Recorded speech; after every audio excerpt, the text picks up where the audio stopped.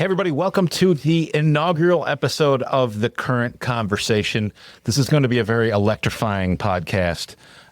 Excuse my excessive puns. I can't help it. It's fun. It's going to spark some thought. That's what podcasters, See what I did you got to there? do that. Yeah, see, she got it. Of course. This woman needs no introduction, but she asked that I come and have a little conversation with her on the first one, and I think that you're going to see that she is going to take command of this podcast and bring us some incredible things, some incredible insight. But first, we should probably find out who she is. So without further ado, my name is Matt Major. I'm from Growth Mode Content, the host of this podcast.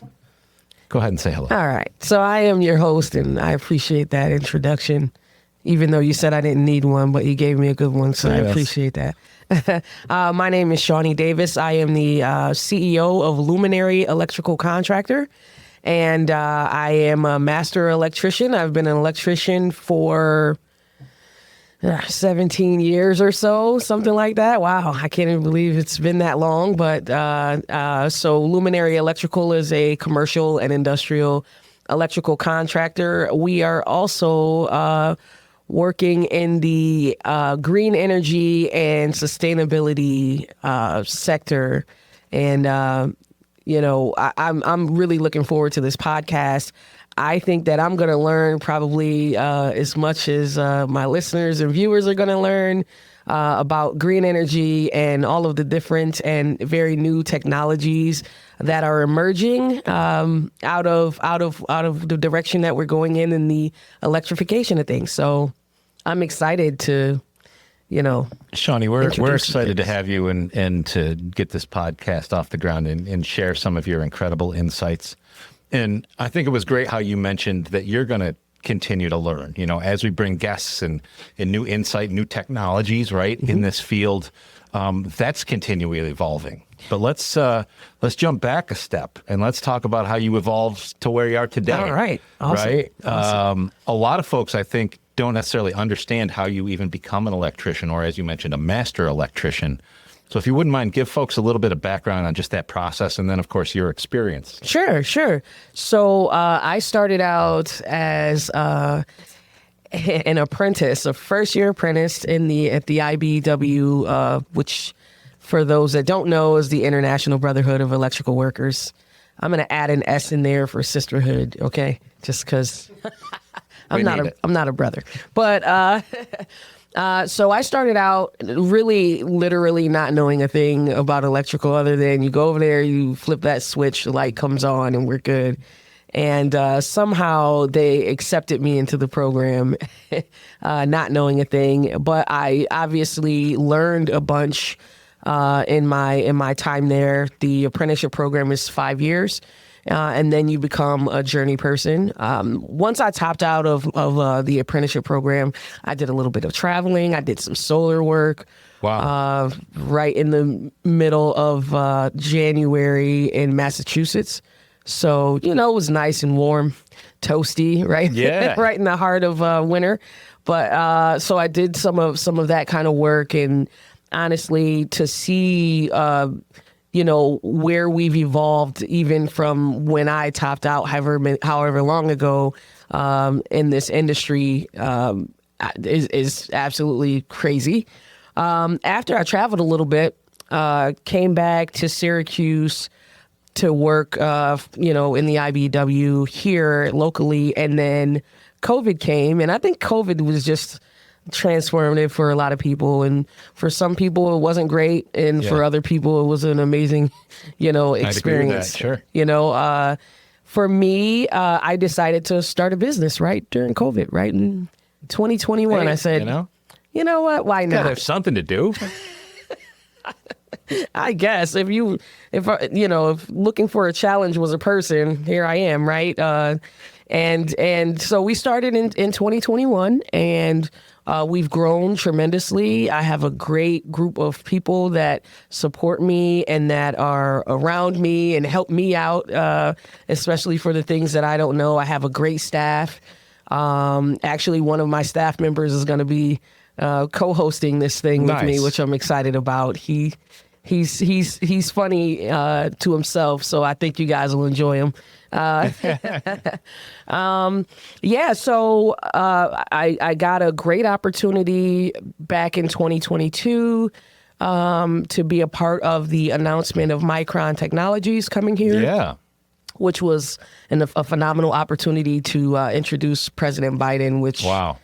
was really an honor, really an honor. He's a great guy, and I didn't know what to expect. Sure. I mean, it is the President of the United States, right? I also didn't know what to expect in terms of security, but the folks were actually really nice. Yeah. So anyway, that kind of skyrocketed things a little bit. And then right after that, that was somewhere around October, I believe, of 2022. And then right after that, in 2023, January, February, there was an event at the White House. It was like a woman business event. Okay. And the president was speaking at the event, and he took a whole minute of his speech to tell my story. Wow. Which, and I didn't know about it. I didn't know it was really? going to happen. I didn't find out about it until the next day. Wow. Someone from Micron reached out to me, and they're like, "Hey, what's your email? I gotta send you a link." And I was like, "All right, cool." He's like, "Yeah, the president mentioned you." And when they say mentioned, I'm like, "All right, cool." Like, he threw my name in there. You know, president sometime like such and such from exactly Syracuse. right. And so that was what I was expecting. Sure. And then I'm sitting there, and I'm 30 seconds in, and I'm like, this guy is still talking about me right now. That's incredible. And then he quoted me, and you know what? I could have died that day a happy woman, honestly. Right? Really, really, man, that meant a lot to me. I can imagine. That meant a lot to me. And so, and since then, before then and since then, things have just gone very well for us. And, you know, I appreciate the opportunity that the IBEW gave me to do that.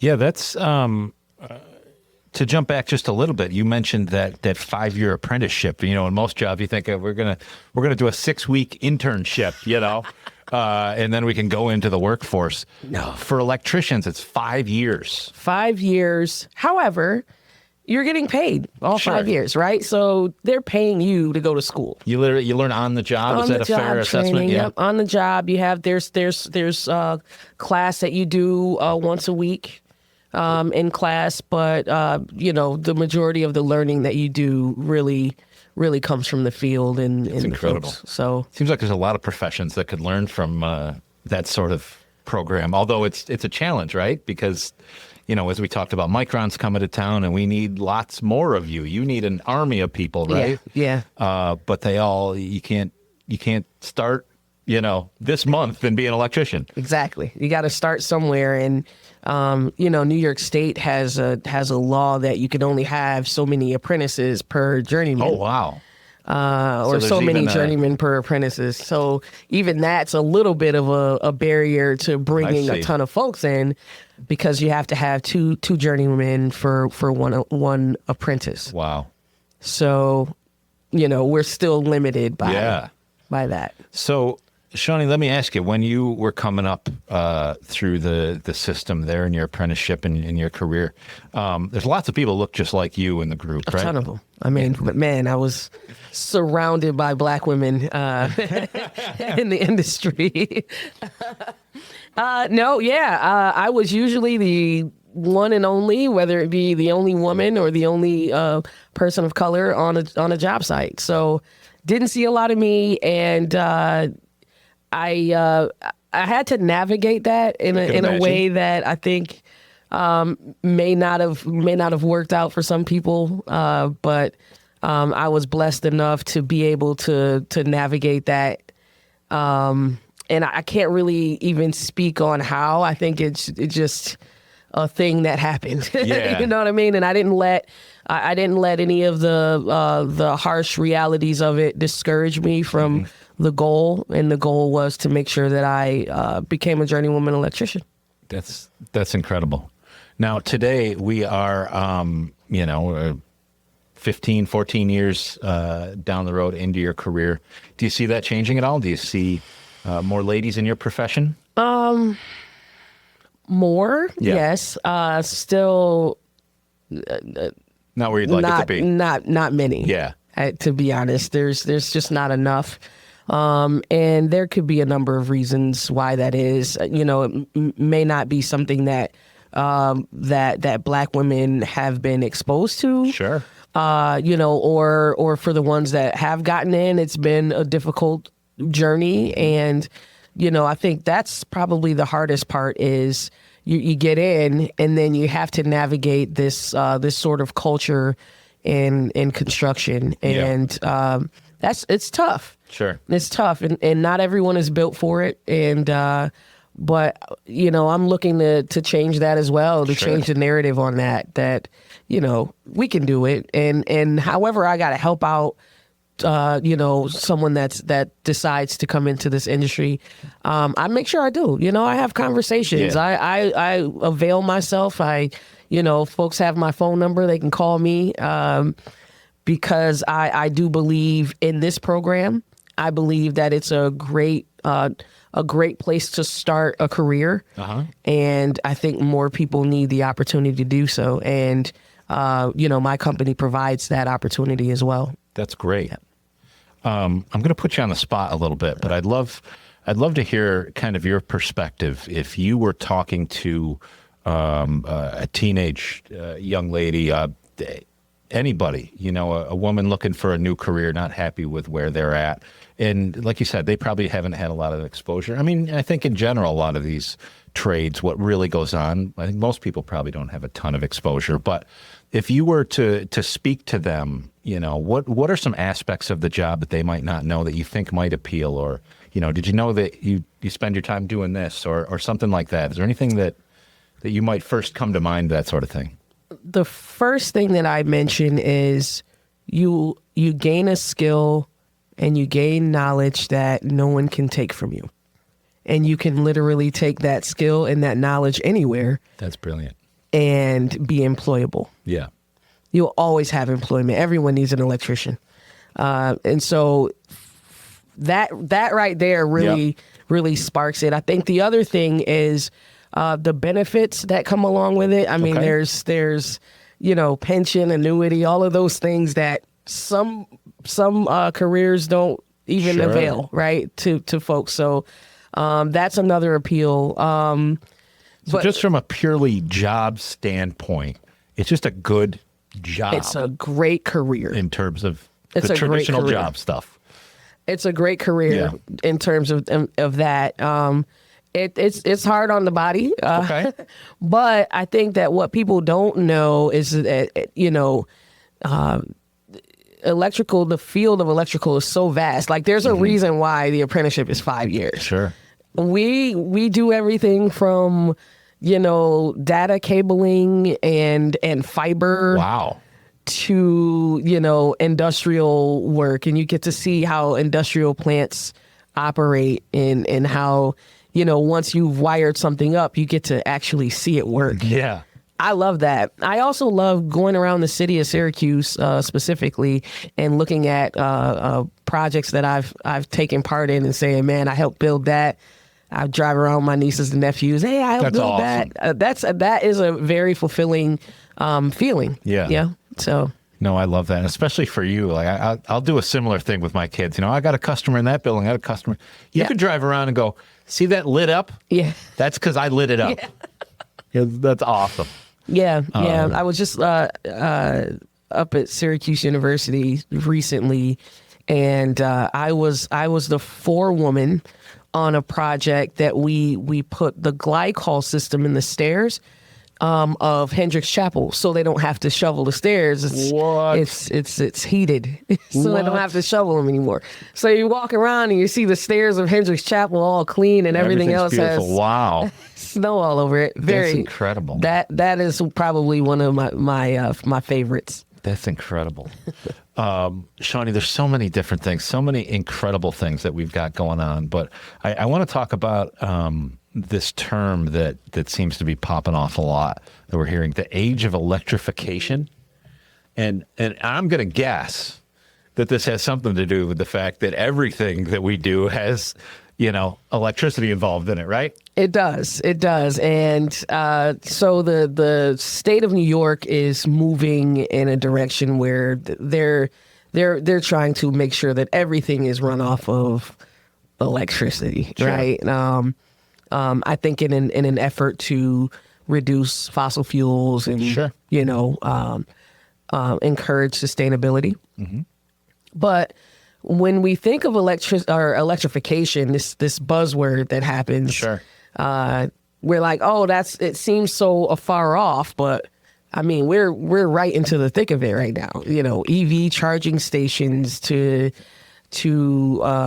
innovations in lighting and DC power and how that's making it come up. And so there's so many things that are happening right now that we just don't. Smart grids is another thing that people are like, what is that, right? These are things that I want to make sure that I talk about on this podcast and make sure that, tell everyone else what's going on around there. All the new stuff. We constantly hear, I guess, the biggest gripe when anybody talks about EVs or these things is we can't handle it. The grid can't handle it. Yeah. What's your professional take on that?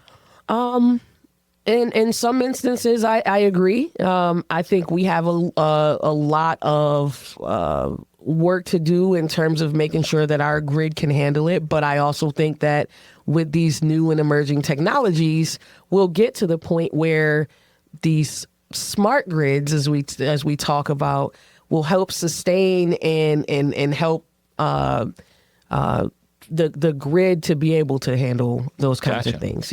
These smart grids are meant to be sustainable for specific locations, but those smart grids can also feed back into the grid to help the grid sustain. So that's incredible. That's that always seemed to be is we have these challenges, but that's also what we're working on, right? That's what we're rising to the occasion. It's part of it. How does your business as I think of an electrical contractor, I'm building a new house and you're the one that gives me lights and outlets. But obviously it goes much more. How does a business like yours get into this green energy type of stuff? Yeah. You know what? We invest in our education, right? In our knowledge about what the different aspects of sustainability are. I think that having the background and knowledge and learning about what's happening around us puts us a little bit ahead of the game. 100%. So that investment in our education, along with partnerships with companies that are, creating these technologies, we're ahead of the game. So we know that when all of these things really start rolling out, we're already knowledgeable about what's coming and what's happening. What of all this stuff, and I can see how passionate you are about this, and I love that. Yeah. I love when people are into what they do this much. Yeah. What's one of these technologies that really gets you most excited? Was it you've mentioned the smart grid a couple times, and maybe that's it. But what's something you really like that's coming up? I love that there are now that all of the major car companies are now creating their own electric vehicles. Okay. It used to be like a niche market. Yeah. But now everyone's like, all right, well, if this is the direction we're going in, then let's do it. So for me, EV charging stations is definitely something that we're laser focused on, but not just charging stations, but DC fast charging stations. So, at a point, it would take a couple of hours to charge a vehicle, especially in the public. Now you could fully charge a vehicle from empty to full in 30 minutes with right? That's wild. That is where the technology is headed. Man, that is exciting for me because that has been kind of an issue with the folks that I know that have, EVs. They're trying to find places to charge, and then they got to wait for somebody to sit there for a couple hours. And, so to have that technology where it's 30 minutes. Right. Oh, that's incredible. That's the direction. To me, that's the real promise is having a vehicle that I literally bring home and plug in or whatever. And in the morning, you just drive. Yep. And, you don't stop at a gas station, or a charging station. You just on a typical day, it's got more than enough miles that you're going to use. And it seems like maybe we're getting closer to that sort of thing. We're getting there. My dad just bought an electric Cadillac. Okay. I was looking at those at the charity event there last weekend. I missed that, and I really wanted to go, but I was out of town. But I tell you what, that thing is, and he's in Florida, so I haven't gotten an opportunity to drive it yet. But Gotcha. I told him I'm just going to take a special trip. Drive a Cadillac. That's it. That's awesome. Very cool. What, as folks are, just a little electrical tip since we're on that topic, as folks are looking at, getting these things and they're adding these charging units to their home, is there anything they need to know about this, or is there any things to look out for as you're thinking about that? Yeah, well, for one, you got to make sure that you have the availability in your panel to add another circuit or two circuits or whatever you need. Yeah. Whatever you're using. So you want to make sure of that. If you don't have the availability, there are all kinds of incentives and things that National Grid gives to help pay for the upgrades to get to what you need. So for sure that's a phenomenal advice. Yeah. And it sounds like this is a project for a professional electrician, one of these things. Absolutely. Yeah. You don't want the average homeowner to try to install. You're doing real wiring with these things. Yeah. It's not a plug-in deal. It's not. Yeah. Okay. That's awesome. And these are the things that we talk about, as we talk about these new opportunities, these new technologies. Here's a project that customers will call you for. Hey, I need this thing that didn't exist 5 years ago. Yeah. Yep. And that's why I can clearly tell why you get so excited about this technology. It's something. So for me, I'm a little bit of a nerd. In case you guys didn't realize it, but so learning for me is exciting. Yeah. And being able to learn about something that is emerging that you haven't seen in your local area. Yeah. And to be able to say, hey, I'm good with these folks. I understand this technology, and we can bring this to you. That's the way to go, man. That is such just in our local area, we've traditionally been known as an area that's a little behind on some of these things. So to have somebody who is on the cutting edge, and exactly like you said, I can bring you this new thing. Is just a brilliant business strategy, I think, in any business. Yeah. But you're executing it and living it, and I love it. You mentioned a couple times, kind of that continuing education and how you do that with your team. I was curious, what are some ways that you do that? We've talked about the apprenticeship. Now they're electricians and they're on the team, they're doing the thing, but they want to learn this new stuff. Do you send them to classes? Yep. What do you do? Yeah, we do. Okay. We literally invest in people's education. That's incredible. We send them to classes, courses. A lot of these manufacturers of these emerging technologies, they have their own educational piece. Okay. So whatever we have to do to make sure that the folks that work for us get that education, we invest in it. That's awesome. Yeah, I mean it costs money, but I feel like that's an investment that's worth it. How is that received by your team? Yeah, so for the most part, my team's all excited about it as well. When I first brought this vision to them, no one batted an eye. Everyone was like, "I love this." So I love that the folks that work for us have bought into the culture. That's great. Of what we're trying to do, and normally I have to select people because everyone's volunteering. Sure. Wow. Yeah, I want to do it. I'm like, that's all right, awesome. cool. That's a good thing. So now I got to select, who.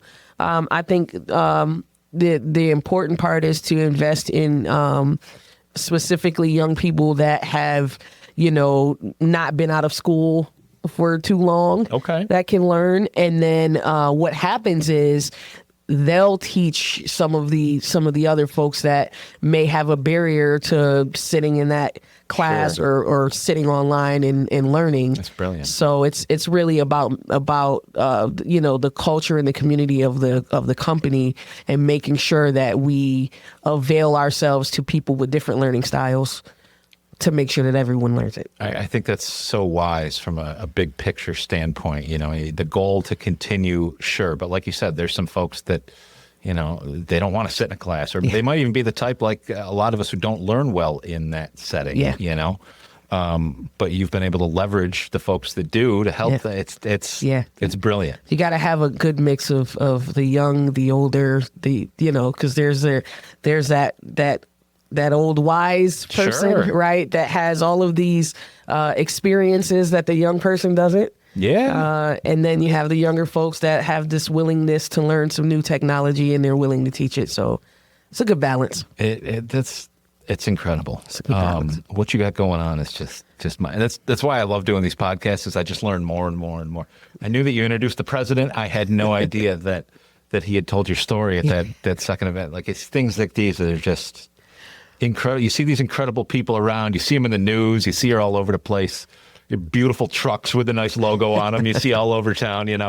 But to learn about these things is pretty cool. I put that speech on my website. Of course. So if you go to www.luminarysyr.com, it's one of the first things that comes up in the About Me section is the president telling my story. I mean, I should have put the reaction video on there. What better PR could there possibly be, than the leader of the free world saying nice things about you? Yeah, right. I don't know. To me, that's pretty. Yeah, he's a sweet pretty guy big too. time. He's a nice guy, and he told a joke when I finished introducing him. He comes in, shakes my hand, and he tells me a joke, and it was funny. It wasn't nearly as funny as I made it, but it's the president. You laugh, right? Like he's a comedian on stage, man. But he's sweet, man. Sweet man. I'll tell you what. Many years ago, when it was the end of his term as vice president, he came to Syracuse and gave a speech for a politician at the airport over here, and I was like, this close to him. It was an incredible thing, and to hear him talk about his connection to Syracuse. Like it was, clearly unscripted, clearly from the heart, and it's like, this guy knows us. Yeah, yes, he does. And that was always one of the best speeches I had ever seen, and always admired him for that. That was pretty cool that he has that connection here, and of course, now he's got a favorite electrician. Right. He can call me anytime if you're listening. You come wherever you are. He's got to have like a new place to hang out now. Needs some new lighting, He's got a library that's going to be coming up at some point, right? Need some solar panels, that's his sort of thing, right? All of that. We can do all of that. That's so cool. What are some of the challenges that you're facing in this business? And then the other side of that is what things are opportunities in this business for you? One of the things I think that's a challenge is that I mentioned before, that the folks don't necessarily know. You think, man, I gotta put all this money into doing whatever whatever sustainable piece that I want to add to my business or my home, but I think not having that education is a barrier. It's also an opportunity for us to educate folks, right? So I think some of the barriers in this, a lot of the barriers in this are opportunities. That's it right there. Folks don't know, it does cost money, up front, but people don't know what the savings are afterwards. And so we're here to help with that. We're also, I think, people also don't know about all of the new technologies and the things that are out there, and so an opportunity again for us to educate folks, and hopefully along the lines we'll gain some customers that are interested in whatever these technologies are that we are presenting. So yeah, I mean, I think that's absolutely the right approach. Like you said, it is a challenge because the market isn't necessarily, they're not knowing enough to ask for it. But when you're the one that presents it to them, you might be the first one that presents it to them and go, "Hey, I want that." Yeah. Yeah. So I really appreciate just that mindset, because I think too many people might get stuck on the one side of the equation. as we talk about these folks and different people that you might find, let's identify a little bit. Who is your target customer? So say the most ideal person in the world is watching this podcast and they're going, I want green everything. Who might be that person? I think anyone that owns commercial space. Okay. Or an industrial space that's looking to be more efficient. Whether that's lights or introducing different innovations in technology that'll help be more efficient in producing some kind of a product. Okay. Right? Whatever that is. So you're getting right into like the automation of processes and things. Processes, automation, Wow. lighting. I mean, EV chargers, if you want to offer, another incentive to hey, we're all suffering when it comes to, getting the best workforce out, right?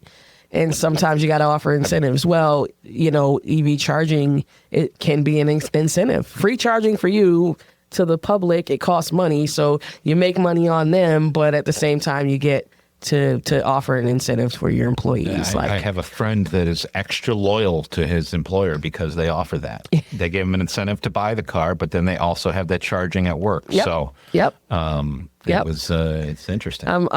So also, general contractors, builders. Okay. Obviously, that is never going to change from being our customer base just as an electrical contracting company. Gotcha. So that's definitely a customer base of ours. And even builders of new construction residential. Gotcha. There's residential technology that's out there as well. And hopefully, you guys will get to learn from one of our guests that'll come on the show and teach us about what kind of technology he has for residents. Yeah, no, that's incredible. There's so many different opportunities. I wanted to just talk a little bit more on you touched on folks that want to be a little more efficient, things like that. Obviously, save money, right, in your factory, in your big commercial property. Do you need to be a certain size before it makes sense to look at some of these efficiencies? No, not at all. Okay. I mean, even in terms of lighting, right?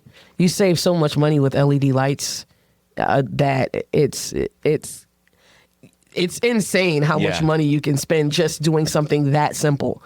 And that's where New York State started, right? New York State's like, hey, how about you put these CFLs in, you know what I mean? And then it went to LEDs, and there's always efficiency in lighting because we need lights. It's the one thing that we operate the most in our houses, right? And so, no, you don't have to be a certain size. You can start where you are with something as simple as lighting, and you'll see the differences. And then we may tell you about more efficient panels or something like that, or breakers for panels that are more efficient. Really? There are breakers that you can literally. I thought a breaker was just like a chunk of, like a switch. It just like closed the circuit. Smart breakers exist. What? You can literally control a breaker from your phone. It's not going to text me, is it? Nope. That's funny. No, you just go on this app and you say, you know what? I'm out of town, and there are certain things that don't need to run while I'm out of town. Boop, boop, boop, boop. Just turn the breaker off right from your phone. Damn. That's cool. See, I just all this automation worries me just a little bit, because I could just see one day I'm on vacation and my refrigerator texts me the circuit. And, yo, man, listen, the ice maker's really been dragging on me. Yeah, I mind if I shut down for a little while? It's like, no, man, we need the fridge, But my fridge maybe they won't work that way. My fridge always texts me when someone leaves the door open, so I actually get that. All right, I see that. I would go for that. See, these are the things we need in our lives. We do. Modern conveniences. It is. It is. And now make a phone call. Hey, you left the refrigerator open. So. You know what's funny? So many of these things have been, or at least a similar technology, at least, has been around for like 30 years. Mm-hmm. And honestly, in the 90s, when I started my first business as a teenager in computers, I thought home automation was it. And I thought that was coming like the following year. Yeah. Because they had things at that time that could do open the blinds and set the temperature, and it's a lot more, I would say, complicated but easier to use these days. Yeah, yep. A lot more flexible. And I'm glad to see that these things are starting to come to be, because it's it's not just about convenience, like you said. It's saving you money and making life better. And Yeah. I mean, business better. You think about just electricity and electronics and the things that we use now, and everything, from our phones and our laptops and things that we plug in uses DC power. Yeah. But what we do is we take AC power and convert it to DC power just to make sure that we can plug these things in. Well, why not cut out the middleman? There's DC. You can literally direct DC. So, And charge so it for water. why wasn't that sort of always the way? Why do we use AC? That's a good question. That is Okay. a good question. I think AC was just at the time easier. When AC came out back in those days, it was just an easier I see. technology at the time. But now, because things have changed and evolved, we use a lot more DC than we know, than we even realize. Even LED lights, that's DC that we convert AC to DC to light. So why not skip that AC part of it and just go straight DC? Yeah, that's incredible. I mean, that's, if folks are familiar, we have these literally everywhere. These, you call them like a wall wart, right? The black brick power adapter that takes up your entire power strip and doesn't allow you to plug anything else in. But that's what that is, That's right? what it That's is. converting It's into converting DC, into the device. So what we have, so that's where battery storages come in now, where we're bringing in AC. We're still converting it into battery storage or into batteries, but we're able to store power now, right? You get to store power, and then when you're going from a battery to, let's say, an LED light, now you don't need that big block that converts it. You literally can plug right into the light fixture DC. That's where it's at. That's what we need. Yeah, I feel like you're going to see more of that. And I know you and I, we were talking previously about PoE technology, right? Where you can even get lights that way, right? Yeah. There's a hotel, I believe it's in Connecticut. Okay. And the entire building is running off of PoE power. That's incredible. For those who know, PoE, power over Ethernet. That's what us computer guys have been. That's our only dipping our toe into the electrical world, is knowing how many wattages, how many watts you need for your devices. But the same network cable that you might use for your computer can also carry electricity. So that's where you get like your security cameras and office phones often. But now, because they carry electricity, like you said, we can power all kinds of things with these. Yep, all kinds. I met the guy, which I'm going to attempt to get him on the show, but I met the guy that was in charge of that project, that hotel, at a conference, and I have his number, so I'm going to try to get him over here. I'd love to have him talk about that. Even if he doesn't come to talk about it, we'll be talking about it because it's a big deal. Was that, it's sort of like a proof of concept? Is that why they did that one building, or are they? I think there's two of them now. Okay. I believe there's one in Texas. I believe he's from Texas. I believe there's one in Texas, and then there's one in Connecticut. I'm still baffled by it. He showed us the technology while we were there, and I couldn't believe what I was seeing. So I've got to assume that it goes a little beyond what I'm used to in terms of just network switches that provide the power and do these things, right? It's got to be a different level to do these sorts of things, right? It's network switches that provide the power. Really? Just it's regular ones with a big I'm sure there's a it's a specific kind, but it's the same concept. Like there's a rack, and all of these things run off of these racks. I mean, I want to say the biggest ones, the switches that we get, are usually like 1,000 watt for like a 48 port. Yeah. So I could see, especially when we're talking LED lights that don't draw. Yeah. That's wild. It's amazing. We'll have to look that one up. I would nerd out on your podcast, but I love this stuff. I don't want to take up too much time. No, you're good. We may have to look it up on this. Yeah, laptop we got to figure this out because this is just too cool to me. Very, very cool. These are the things that we educate ourselves on. Yeah. That maybe a lot of people locally don't Right. know about. And this is the idea. Let us tell you about things that we know about and introduce you to people and technology that you may not know about. Yeah. We'll be the facilitator of that. And so right now, just to take it back, without this super cool kind of the everyday, I would say, technology or construction these days, you can pull electricity, electrical wire, and data like Cat5, things like that. Are there other types of things that you're not pulling coax anymore in buildings or anything like that, are you? Actually, that still happens Really? occasionally. It's not often, but it does. Wow. It comes up every now and then. But then there's fiber, right? Okay. Yep. Fiber optics is a big one Yeah. that comes up, especially with the more we use the internet, right? Yeah, yeah. The more it's necessary. We do a lot of the fiber work that's done locally is like the airport. The airport is huge on Sure. fiber.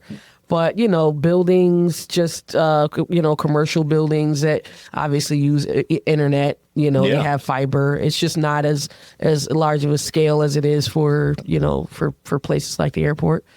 So there's that. There's fire alarm, right? Okay. People don't know that the electricians are the ones that do Sure. fire alarm, hardwired fire alarm. Yeah. Which that So even your pole stations and your Yep. sirens and all those things. all of the things Yeah. that yep, all of that, and even that even ties into the HVAC systems. If there's a fire somewhere, they have to shut the air off in certain Sure. places.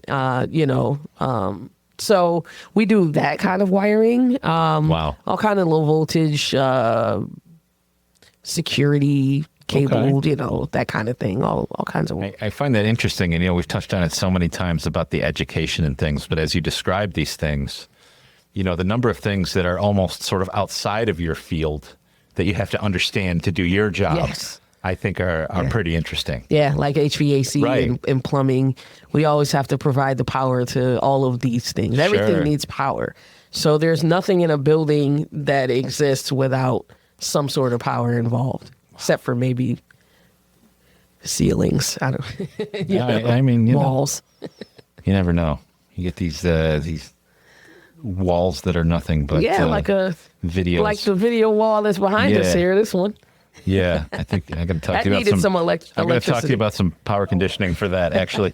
Anyway. Okay, we got So many of these things, and we can nerd out about them all day long. But let's go one step further, and then we'll kind of bring it to the end for our first episode, I think.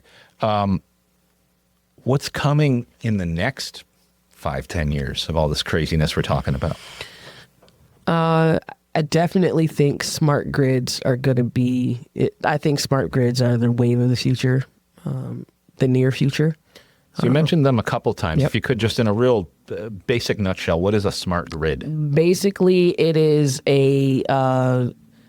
its own power generation system. I see. So instead of going from National Grid and what they offer through their power lines, it's things like wind energy and solar energy that create its own kind of ecosystem to sustain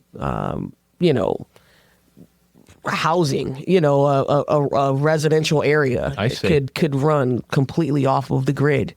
And these are smart grids that So like one neighborhood can have its own, grid And that it's- also feeds back into National Grid to. but that also, it create sounds more like power. maybe sort of breaks you away from the monopoly of the one power company in town. Maybe. Does it? Yeah. Okay. Maybe if I like that's, that. if that's what you're into. Guys are gonna show up in baseball bats here. I don't want to fight. I don't want to fight. Here, the thing about the smart grids is it can also feed back into the Sure. grid, so it helps everyone. And it's fed. You generate this power through these renewables, right? All So with your renewable solar energies. and your Yep. wind and things. Okay, I love this. Yeah. This is so cool. I think that's the wave of the future right now, and with Syracuse being nominated as a smart city, Yeah. a smart hub. Is Yep. that what it is? Yep. Honestly, I think that part of that technology is going to be incorporated in That that. would be incredible. You imagine And guess how what? many we're folks here, that we're would here help. to do it. Yes. Luminary is here to Get do the it. people that can do it right here. Let's go. We're well versed on it, and so we're here to provide it. That's so cool. That's so cool, Shawni. Future segments. I know we've kind of given the tease in terms of what folks can expect from this podcast in the future, but other things that they might want to know that they can look forward to that we haven't talked about, if anything. I talked a lot about the emerging technologies in terms of, the how they operate in your businesses. But I think another thing that I'd like to talk about is emerging technologies in the tools that we use. Oh, okay. That sounds awesome. Yeah, because the electricians will love this, and Sure. other electrical contractors would love this. But I also talked about being more efficient. Yeah. And there are tools and things that make our jobs a lot easier and more efficient, which in turn costs less money for our customers. Yeah. So that's another part of what we'd like to introduce is just, new technology and new tools. I love that. Let's cover the table in Milwaukee stuff and I freaking love see what they got. I love Milwaukee, by the way. I don't know. They just invest so much into they go on job sites, right? And Yeah. they work with electricians and they say, well, what will make this better for you? Yeah. Okay. And then they go and they make it. So I love great. it. I love it. But it's not just them. And there's so much technology out there that's available to us that could make us a lot more efficient. So that's a part of what we'll be introducing to.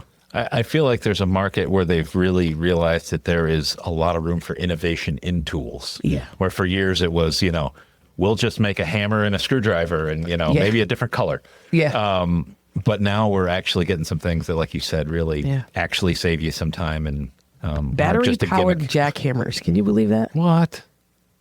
I don't even know how you do. Now the battery is about as long as this table, but battery powered jackhammers. Incredible. Sometimes you're in a place where you don't have any power. Hey, and you got to break some concrete. Strap that battery on your back. Let's go. I love it. I love it. Shawni, the current conversation. I love this podcast. This is so much fun. We're going to have so much fun. Anything else we should tell folks before we say goodbye? Just, stay tuned. I think you'll learn a lot. And at some point you'll give us a call and say, hey, I saw something on that podcast that I really have to have. And then we'll be happy to provide that for you. That's it. I love that. I love it. Thanks, guys. Join us next time. So this next time.